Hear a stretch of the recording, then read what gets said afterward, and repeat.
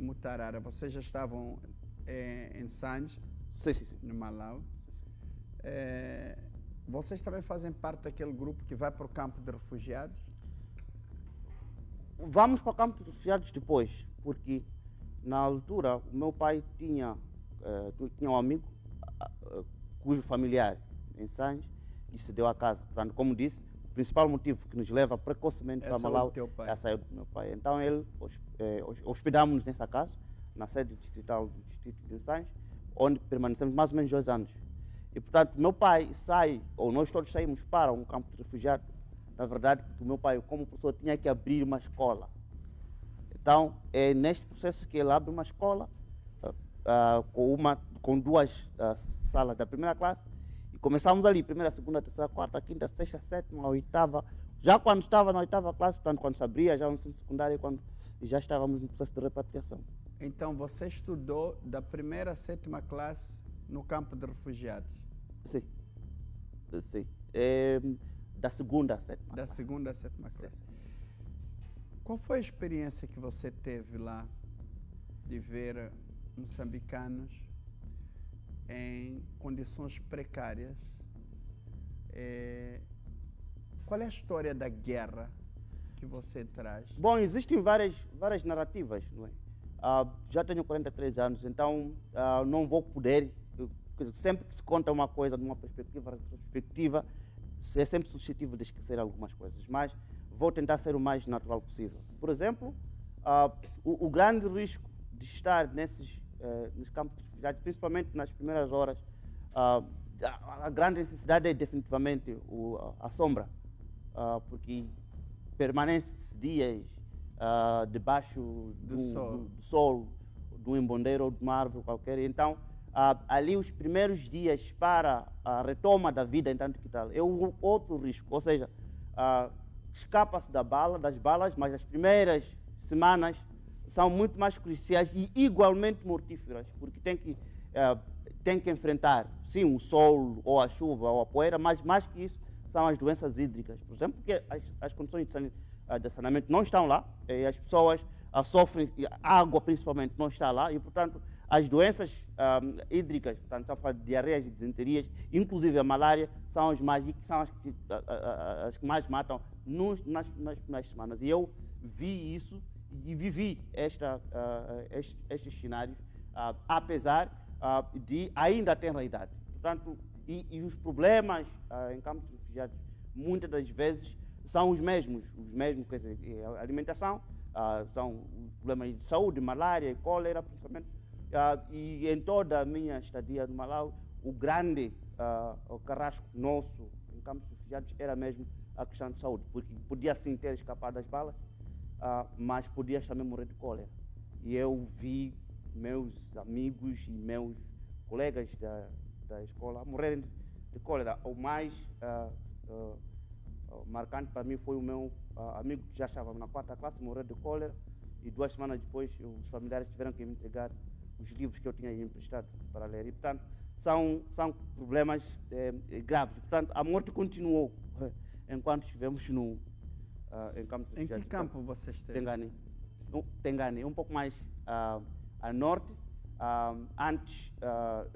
depois, seguramente, Mancoco, que era o grande Mancoco, que era o grande campo. Sim. Depois ia Tengane, mas um pouco mais à frente era Cunhinda, mas então nós estávamos ali por meio. Muito bem. Vocês saem do campo de refugiados com a assinatura dos acordos de paz e vão para onde? Voltamos para Mutarara, eu com os pais, e como também todos os outros, o repatriamento nunca foi compulsivo, porque existem aqueles que ainda permanecem até lá, e já são malauianos também. Então o repatriamento sempre foi numa primeira fase, voluntário, periodizado, ou seja, não é sempre que quiser.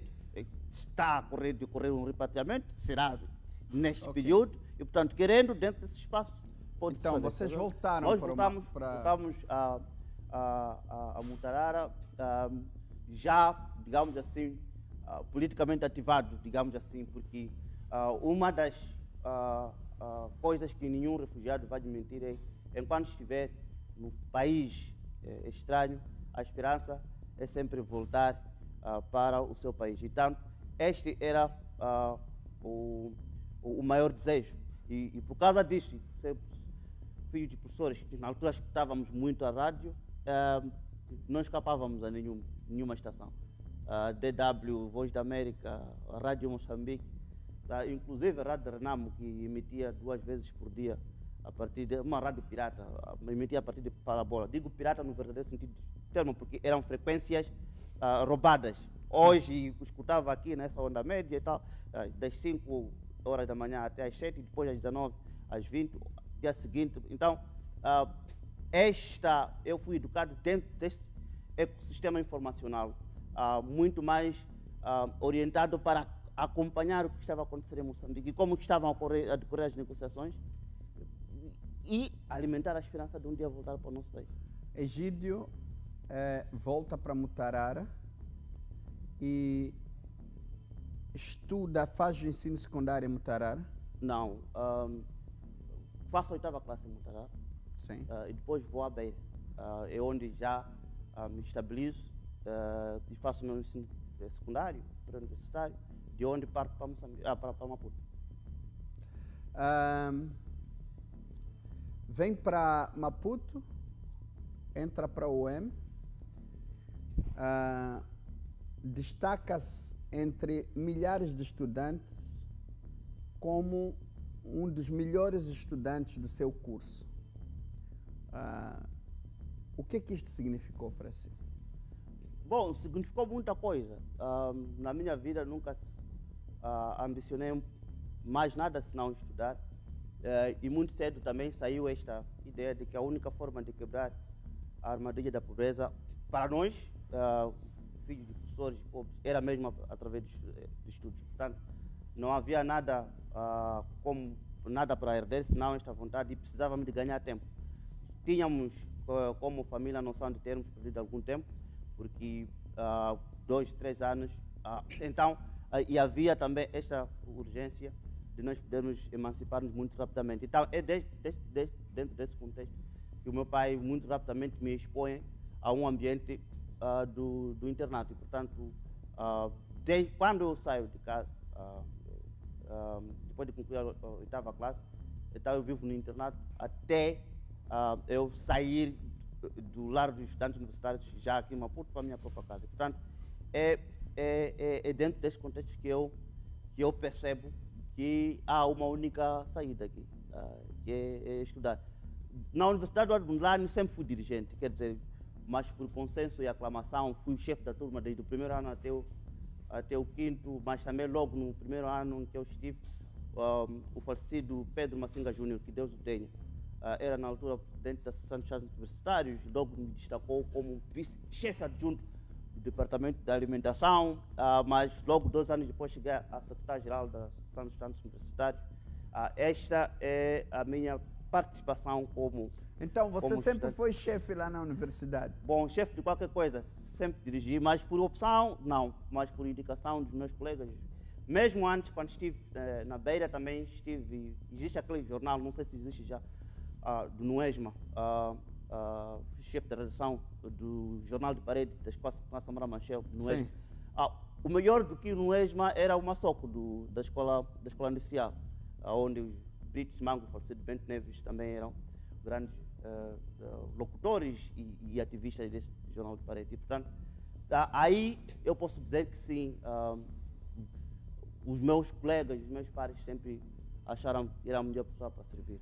Egídio, um jovem que vem de Mutarara, destaca-se como um dos melhores estudantes na sua universidade, lidera movimento associativo dos estudantes, sai para ter oportunidade de emprego em instituições renomadas, vai para os Estados Unidos fazer alguns cursos. O que significou para ti um jovem que vem do campo de refugiados e olhas para a tua vida, dás uma volta por cima e estás em instituições de alto gabarito? Bom, os norte-americanos provavelmente são os que mais me inspiram nessa perspectiva de que o sucesso alcança-se com muito trabalho. existe um antigo governador de um dos estados norte-americanos que dizia que é importante recordar aos americanos que o sonho de prosperidade ainda continua vivo mediante a responsabilidade individual e trabalho árduo. Portanto, não há promessa aqui de facilidades. Eu, desde sempre e desde cedo, percebi que não há facilidades e vivia todo um conjunto de estigma, por exemplo, e dentro de algumas situações constrangedoras. Eu, quando digo estigma, que eu conheço, sei o que é estigma, sei o que é ser refugiado e ter o amigo ou irmão ou um outro jovem da mesma idade dizer que, moçambicano, volta para a sua terra. E tu teres que engolir isso e continuares a estudar. E continuares, então, e desde cedo percebi isto. Primeiro, segundo, também é a corrida contra o tempo. Claro que o maior recurso aqui é o tempo e que ele não volta para trás. Uma vez perdida a oportunidade, não tem que voltar. E, portanto, para mim, é verdade que dizem que tem tempo para tudo, mas eu precisava de maximizar aquele espaço que era para estudar e para estudar, de facto, que é muito rapidamente sair por lá. É com muita sorte, sim, que eu trabalho e sempre trabalhei em boas organizações não governamentais, em parte também fruto de má percepção e estigma político, isso temos que dizer. Uma das coisas, quando eu saí da Beira para Maputo, eu fui beneficiado da Bolsa de Estudos. Então, o Estado moçambicano deu uma bolsa para estudar de graça. E uma das coisas que eu tinha era que, depois de estudar também, uma das formas de eu mostrar a minha gratidão era trabalhar para o Estado. Não consegui isso por outros motivos e por alguns, digamos assim, alguns egos e essas outras coisas. Um dia vou falar sobre isso, mas não é para já. Mas porque eu estava bem munido, de resto, falo a língua inglesa desde os meus 12 anos. Portanto, estudei no Malau, aproveitei uma das coisas. Portanto, seguindo aquele princípio, nessa vida dá limões, faça limonada. Então, enquanto refugiado, aprendi a língua inglesa. E quando voltei, um dos elementos mais importantes que me colocaram sempre em vantagem comparativa foi que eu dominava tanto a língua portuguesa como a língua inglesa, e para além de outras habilidades. E, portanto, a partir dali consegui muito rapidamente engrenar-me no mercado de emprego, principalmente em organizações e estados estrangeiros até hoje. Egídio, tornou-se um dos comentadores mais seguidos nas redes sociais. É um homem com ideias próprias. Quando foi para criticar, sempre criticou. Mas nos últimos 5 anos, a sua abordagem tem sido de defesa das ações do governo. E você apoia abertamente o Partido Frelimo.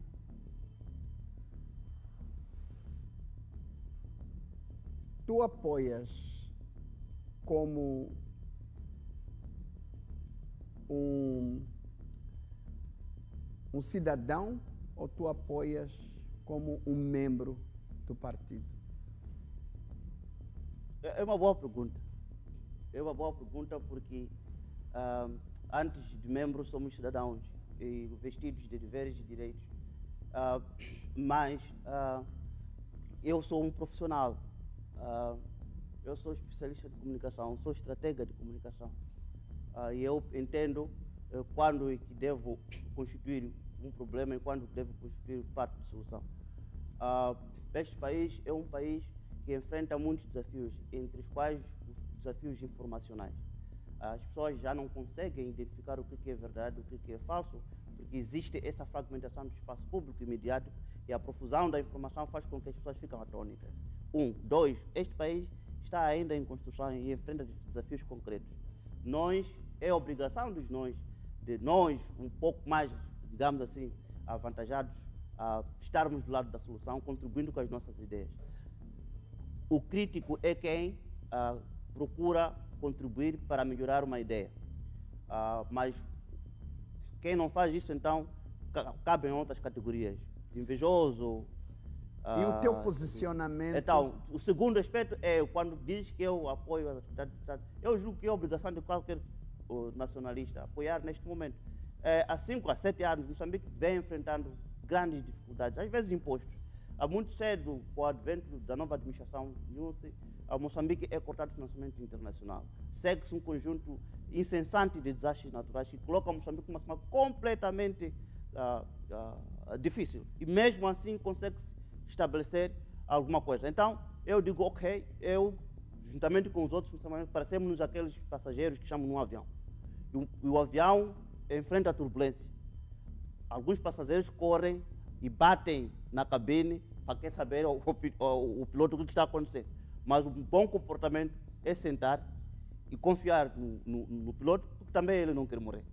E, portanto, é este comportamento que eu julgo que precisamos de ter quando há turbulência. Como diz, e eu inspiro-me num provérbio, uma cena, que diz: os macacos até podem lutar pela comida, mas unem-se ao primeiro sinal de perigo. Então, tu te assumes de forma partidária como um frelimista?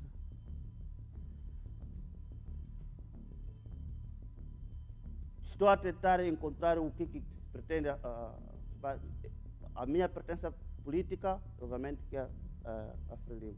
Mas o que eu faço... Estou a vir para aí. Mas o que eu faço por espírito de cidadania. Sim. A tua pertença política, porque sempre... Sabe, as más línguas, elas falam, e eu sempre fez-me confusão o teu posicionamento partidário. Isto como é que se diz? É desculpa de incompetente. Winston Churchill contou isto ao primeiro dia que um dos deputados fez um brilhante discurso na Câmara dos Representantes, e ele, quando saiu, disse: "Oh, jovem, acabaste de arranjar problemas, porque quando brilhas, provocas problemas."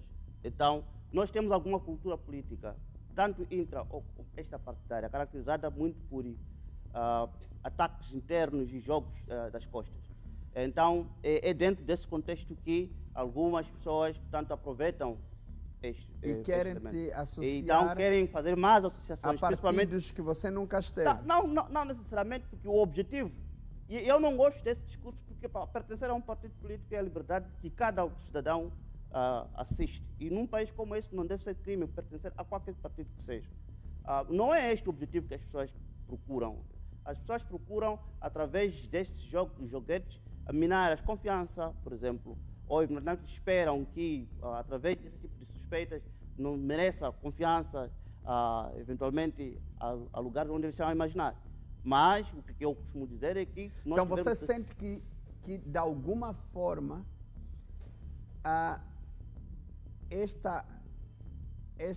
estes ataques que são feitos ao Egídio são ataques internos com vista a minar a tua caminhada? Você sente-se uma pessoa perseguida? Mas eu estou muito habituado, como eu costumo sempre dizer, nunca aprendi a jogar num terreno limpo. Sempre aprendi a jogar ou amarrado, ou sempre em desvantagem, sempre saí-me bem. Não é por ali. As lutas para mim são o meu pão de cada dia. E mas o Egídio conhece as pessoas que tentam te perseguir? Eu conheço o sistema em que este ambiente político funciona e percebo bem, consigo destrinçar o trigo de joio, mas, como costuma-se dizer, os chineses são bons disso: se tiver que atender a qualquer cão que ladra, nunca chegará ao destino. Então, este é o assunto que eles próprios depois vão comer o seu próprio veneno, porque eu estou muito bem focado em sei para onde é que vou. Dois, também é extremamente importante perceber isto. Um dia nós vamos ter... Existem dinâmicas políticas e que são contextuais. Nós estamos, neste momento, num processo de transição geracional, por um lado, mas também num contexto de transição de atores políticos. É normal, como costuma-se dizer mais uma vez, o adágio dos pilotos aviadores: não se atravessa as nuvens sem turbulência. Eu gosto do posicionamento do